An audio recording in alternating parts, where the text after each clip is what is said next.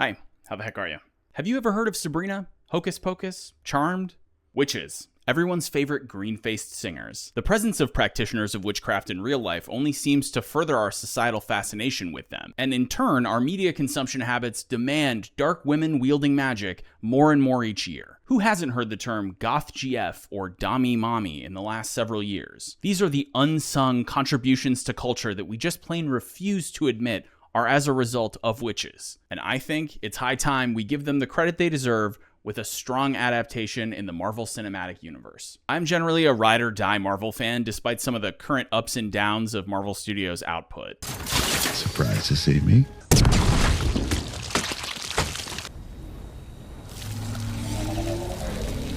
So color me excited when we enter Agatha All Along. I think it's pretty widely known at this point that the series was well received, and it actually contains a lot of very unique and interesting ideas, which at this point in the MCU's lifespan can be pretty hard to find. Having really enjoyed WandaVision when we watched it originally, this was an easy sell for me and my girlfriend as sort of a weekly Halloween ritual through all of October. I would say that I really enjoyed the show overall, but like all modern MCU things, it has some pretty glaring errors that are difficult for me to look past in my estimation of its quality. This was fun! No!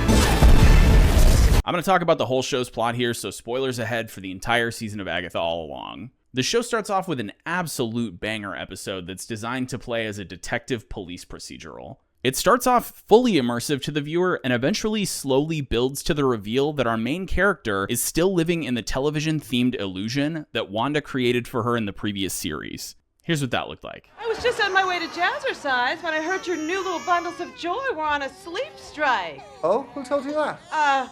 My ears.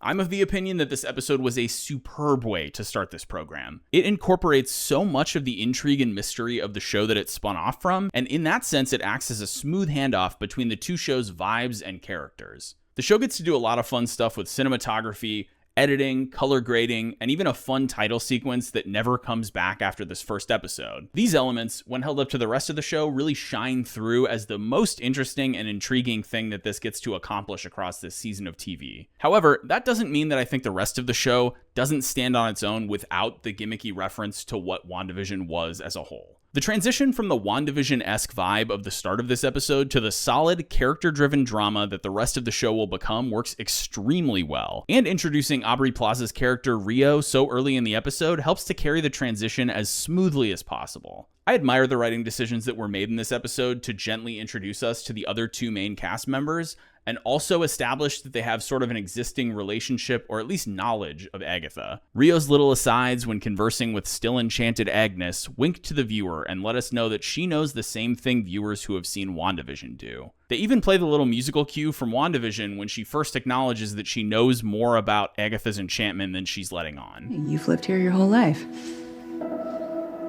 Isn't that true, Agnes? The sexual tension that Catherine Hahn and Aubrey Plaza play with one another gives an edge to their meeting that isn't often seen in the MCU, and I admire the show for finally incorporating some sexuality into an otherwise extremely sanitized universe.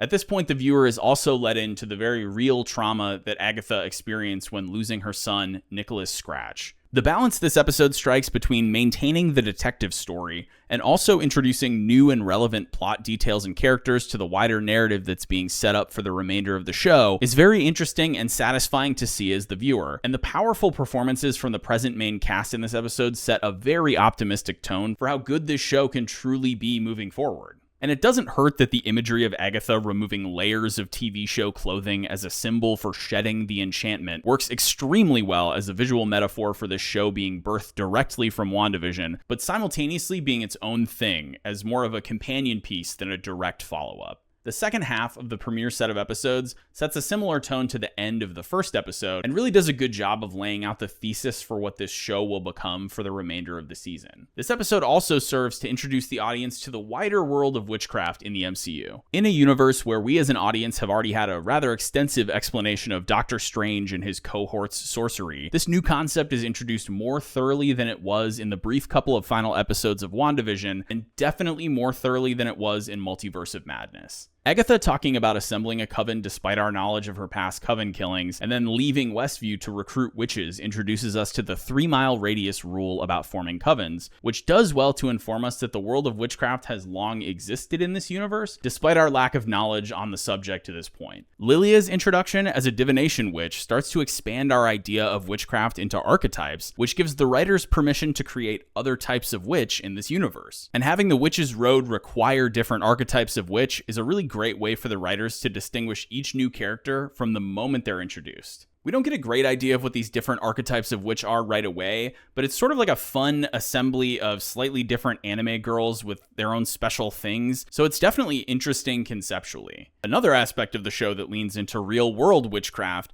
is that it's extremely, extremely gay. Joe Locke, who plays Teen, is gay, and so is his character. Agatha is implied to be gay, Rio is implied to be gay, Patti LuPone is a gay icon, and Sashir Zameda is a gay actress as well. Historically, many gay witches have existed in American history, and in modern witchcraft or Wiccan practices, there can be a pretty strong LGBT element. And given the MCU's lack of LGBT representation in the past, this show is a great opportunity for them to remain faithful to the modern idea of witches, as well as organically introduce LGBT characters into the MCU. The Road Conjuring song at the end of the set of premiere episodes is performed well, and the musical element is another thing that sets this show apart from previous MCU fare. I could do this all day.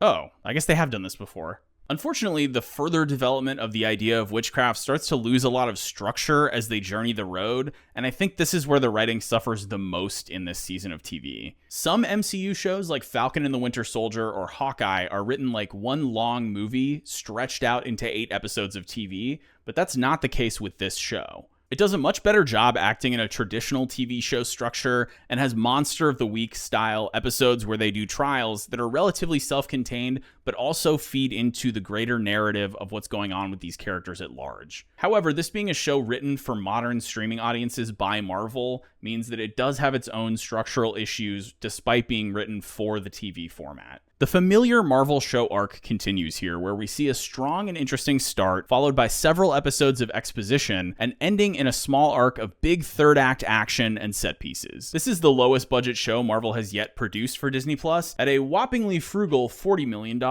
which is essentially like shooting on an iPhone in your mom's backyard. Each time the Coven comes upon a new trial, they're placed into a relatively small indoor set. I would normally enjoy that aspect of a show like this, as it would usually motivate the writers to create a depthening of the characters' relationships with one another. However, I found these episodes to lack a lot of character growth from much of the supporting cast. The obvious main characters in the show are Agatha, Teen, and Rio, and unfortunately the way the show is written, we get very minimal character development and growth from the other cast members. Almost everything added in these episodes is in service of the third act, and there are small set pieces along the way that provide momentary thrills. It's nothing that really sits with the audience or feels all that impactful. Another thing worth bringing up is that the moment this show transitions to the road, it is so dark. It feels like it takes place in that episode of Game of Thrones where the White Walkers play night games with everybody.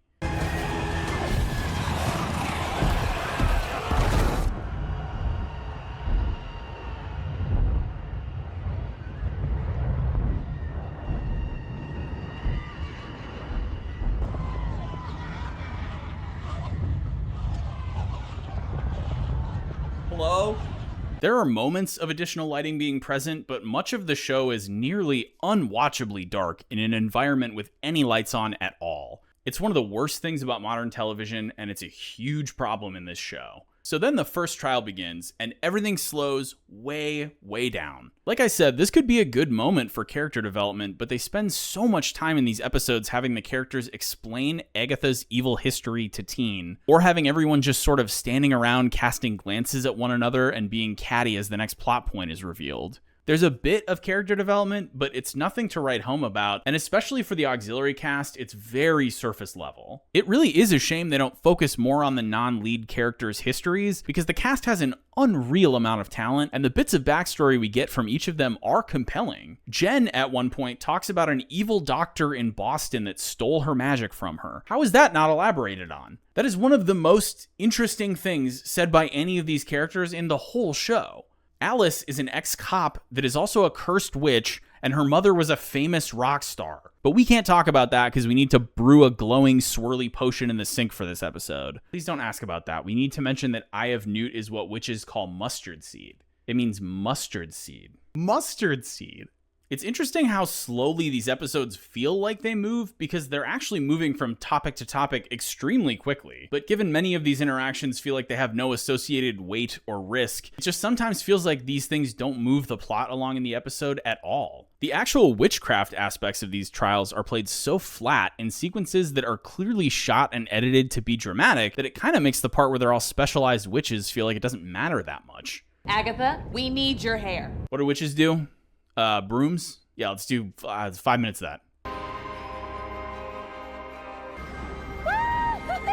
Later on, Aubrey Plaza rejoins the cast to replace Kitty, and we start to get some more interesting interactions between the characters because she's obviously the third main character after Agatha and Teen. This helps the pace pick up a bit in some of the conversations of the Coven during downtime, but it still focuses primarily on Agatha and Teen, just from a slightly different angle. At one point, the Coven is presented with a trial to perform the Witch's Road song again, which makes for the second time that the song is performed in full in the show. It's not a different song, it's just the same song again in a slightly different context. Though during that performance, the demon from my last video shows up, so that's like a fun little crossover. The deaths of the witches in these middle episodes are just played so dramatically, and we've only gotten to know them over the course of sparse lines of dialogue per episode, so they come off as cheap shocks to wow the audience, and they end up falling the most flat of anything within the whole season of the show. Teen and Agatha are never threatened in a way in these trials that makes it seem like they won't make it to the end of the road, so the stakes just don't feel very high. As soon as the other witches start to go, you realize pretty quickly that that's the entire purpose of their presence in the show.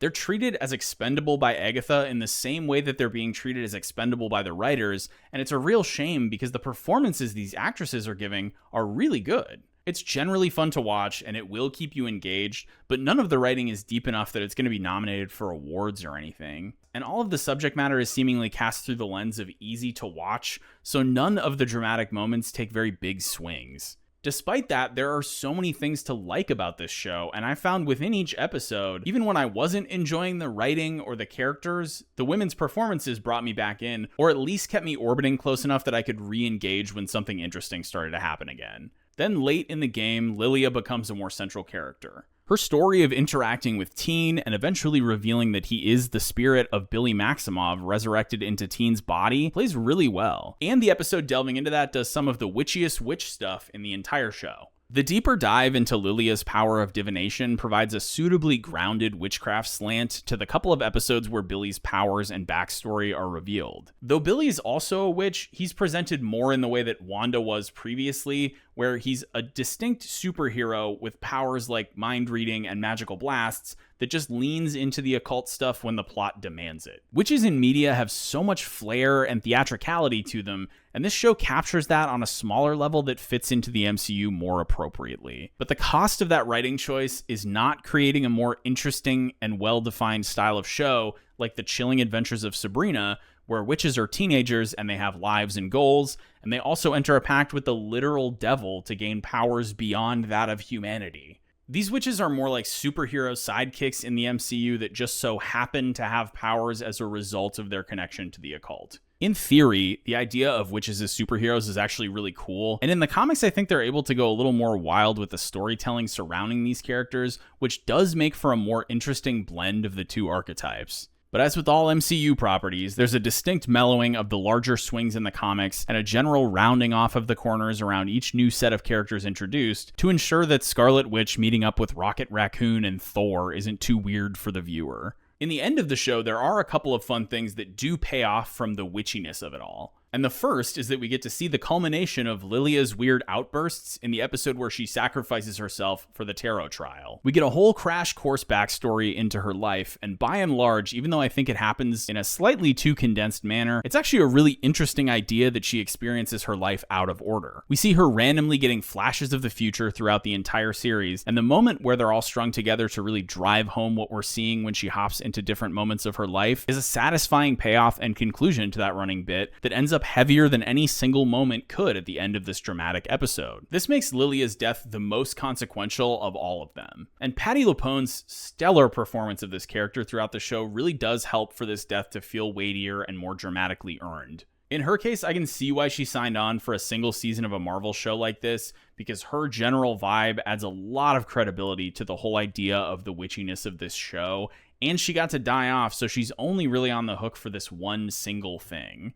They were very lucky to get her to do this. Additionally, Rio's character revealing herself to be Lady Death really struck a chord with me too, because that leaves plenty of opportunity for Aubrey Plaza to come and go in the MCU, and her performance was tremendous, so I'll be so happy to see them get her for anything she's willing to do. Now, I've been talking for a while, and there's something that I've been avoiding that I really need to talk about before we get into the finale. The song The Ballad of the Witch's Road is used an absolutely disgusting number of times throughout this show. The show promises that that song will get stuck in your head, and since rewatching it, I feel like it's etched on the inside of my skull. I cannot get it out of my head, and it's not a great song. They sing the song to get to the road. They sing the song as a trial. The song is played in the background of multiple crucial moments of storytelling as the show progresses, and then, in the last 2 episodes, it's maybe played 14 more times. Walk, walk, walk the road. I walk the windy road. Down, down, down the road. Down the windy road. Down, down, down the road. Down the witch's road. Down, down, down the road.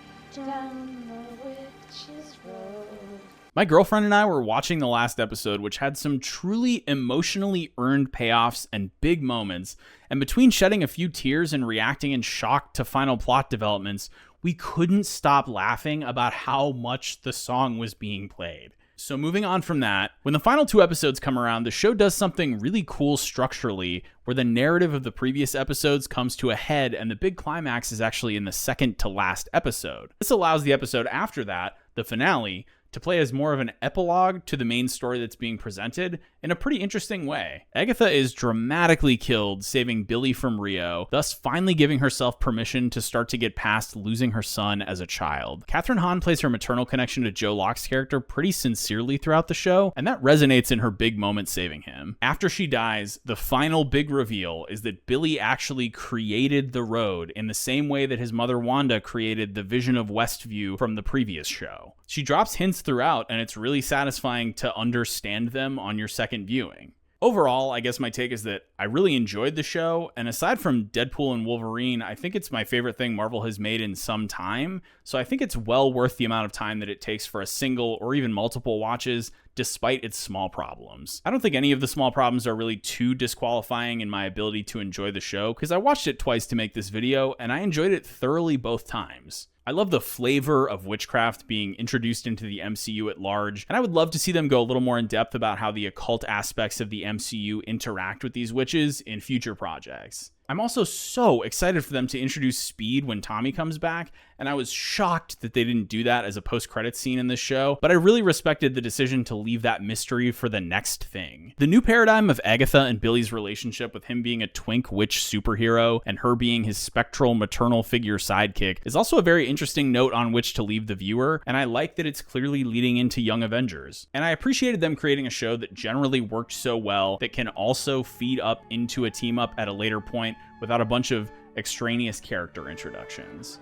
Don't forget to like and subscribe, and thank you for watching. See you next time.